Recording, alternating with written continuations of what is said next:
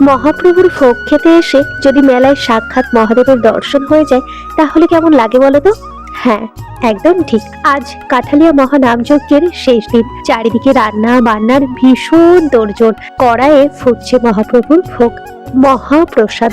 আর এই মহাপ্রসাদ নেয়ার জন্য উপচে পড়া ভিড়, ভক্তি ঢেউ ভেসে যাচ্ছে পুরো মেলা। লোকের ঢল যতক্ষণ থাকবে ততক্ষণ রান্না বন্ধ হবে না।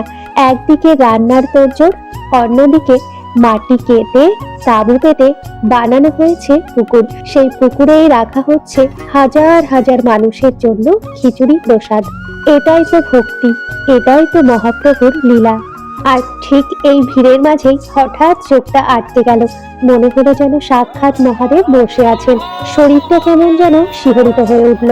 জানো তো, মহাদেবের আশীর্বাদে আমার ইউটিউব চ্যানেলে 200 সাবস্ক্রাইবার পূর্ণ হয়েছে।